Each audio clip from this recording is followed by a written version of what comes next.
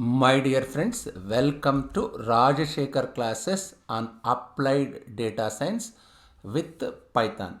This is lecture number 89. In this lecture, we will try to understand Pearson correlation coefficient. Before understanding Pearson correlation coefficient, let me recall my previous lecture, that is lecture number 88, in which we discussed about covariance. There are two difficulties with covariance. It is hard to interpret. It is hard to, you cannot scale covariance within any specific range. Now, we will try to understand Pearson correlation coefficient. Correlation also seeks to measure whether greater values of one variable corresponds to greater values in the other. However, correlation can be thought of as a normalized version of the covariance. Correlation is scaled to always lie between -1 and +1, which makes it easier for comparisons. Whereas you cannot scale covariance in between two specific numbers. It is possible in the case of Pearson correlation coefficient, you can scale it in between -1 and +1. This is the correlation coefficient, even I can say Pearson correlation coefficient. It captures not just the directionality of the relationship, but also an indicator of the strength of relationship. If you were to plot a scatter plot representation of correlated variables, you might see a pattern that looks like this. Just observe this one.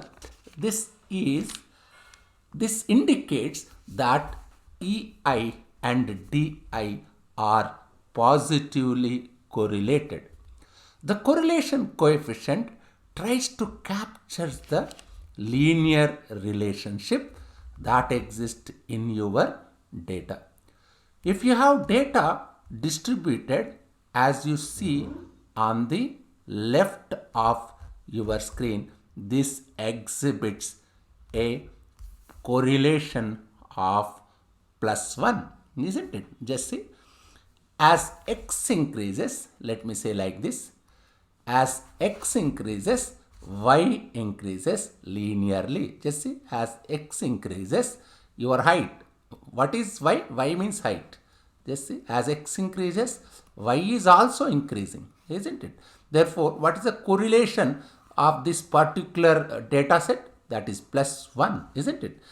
If the scatter plot, however, if the scatter plot, is it not linear? Yes, it's a linear. How it is increasing? It's just like a line, isn't it? Otherwise, let me repeat. As x increases, y increases linearly. However, if the scatter plot representation has downward slope, like, just let me show in this figure. Just see here.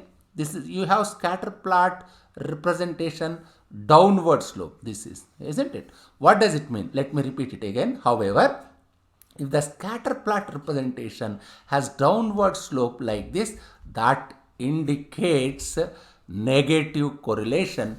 This particular scatter plot shows a correlation of -1. If you compare x and y, what's happening here? As x increases, initially just see y is, you have bigger value. As you move from left to right, just y is decreasing, this height is decreasing, isn't it? That is negative slope. Therefore, I can say as x increases, y decreases linearly. This one is linearly, isn't it? Linear relationship. If the scatter plot, if the let me say like this, if the scatter plot representation shows no interesting pattern, that indicates a correlation of zero. No interesting pattern, and since in the sense there is no relation, between x and y. In that case, your correlation value is zero. Changes in x are independent of changes in y. The correlation coefficient is just a, I must say like this, it is just a normalization or normalized form. I can say it's a normalized form of the covariance. It's very, very important point. I will repeat it again. This correlation is normalized form of the covariance. In fact, correlation between x and y can be calculated from the covariance between x and y using the formula. This is the formula, isn't it? Using this formula that you are on screen. If two what is this correlation of x comma y? Covariance of x comma y by under root of variance of x. I already discussed what is variance in my previous lectures. Under root of variance of y, we discussed what is variance. We already discussed what is covariance in my previous lecture, isn't it? Let me say like this, if two variables are independent, then they have no relationship. Means you can say they will have zero covariance and zero correlation, isn't it? Just see this picture. I collected this particular picture from Wikipedia. If you observe carefully this one, this first one I already discussed, isn't it? If I take x-axis and y-axis, this one means what? This is positive correlation, +1, isn't it? That we already discussed. What about this? We understood. We already discussed. What about this -1? This also I already discussed. This is x-axis, this is y-axis, negative slope, perfectly negative slope. This is perfectly positive. This is +1 correlation. This one is -1 correlation, isn't it? If you observe, let me continue my discussion. Just observe this one. Just compare. This correlation value is 1, whereas this correlation value is 0.8. What is the reason? If you understand, as x increases, y is also increases, but not in perfect linear fashion. It is perfect linear fashion. Therefore, you are getting +1. Isn't it? Here you are not getting perfectly, it's not in a perfect linear fashion.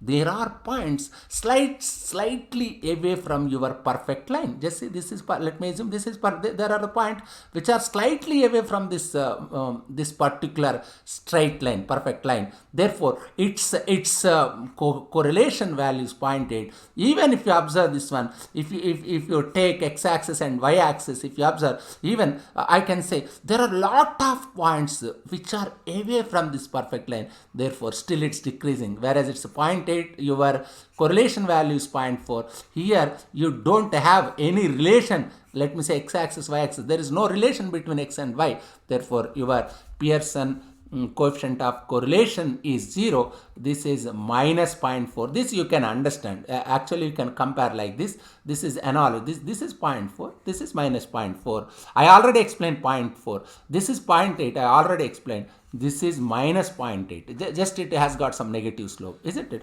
This first row you can always understand how these values, isn't it?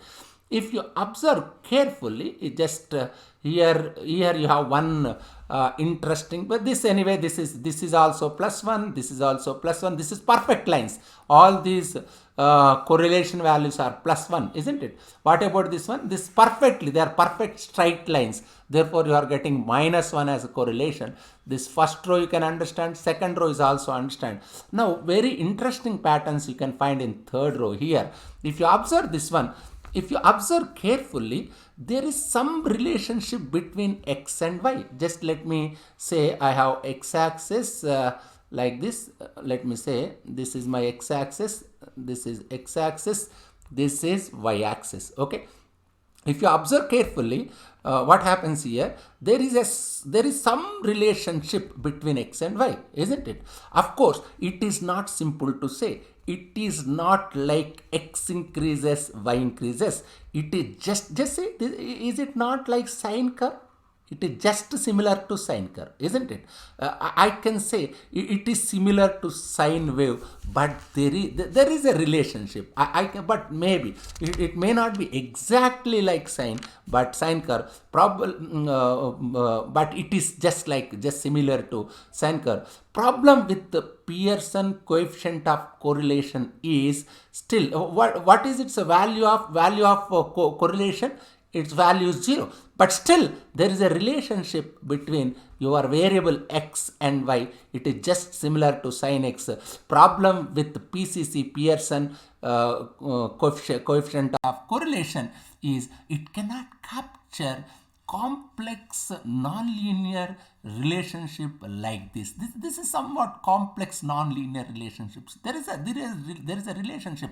I can say something like this: y equal to, it is just similar to sin x plus some error I can write. There is a relation between x and y, but your PCC, your Pearson coefficient of correlation is not able to capture that relation. It says its value is 0, but in reality, there is a relation in between x and y, isn't it? I can, there is a wave relationship look like sine curve, but PCC cannot capture this. Your correlation and covariance, I already discussed what is covariance in my previous lecture. These two measures have, these two metrics have some drawbacks. I can say like this: your correlation and covariance, all these metrics that were discussed right now, means I discussed correlation in this lecture, whereas covariance in my previous lecture, they are not able to find relationship like this. If you have pattern like this, if you have relation like this, covariance, your covariance cannot find this relationship, your covariance cannot find this. These are the relationships which cannot measured by your covariance and correlation. Even just let me take one more example. Just take this one. Is it not just like a quadratic relation? It is something like y equal to x square plus some error. It's a quadratic. There is a relationship between x and y, but still your Pearson coefficient of correlation gives value 0, but still there is a relationship. Then what you have to do? Still you have drawback in your correlation. To find the relationship like this, like third row, to find the relationship like these patterns, to find the relationship like this, we actually build full-fledged models. We build something called regression models that we will learn in future classes. Just go through this lecture. It is simple and straightforward. If you have any difficulty, just keep a comment so that we will try to understand. Thank you very much.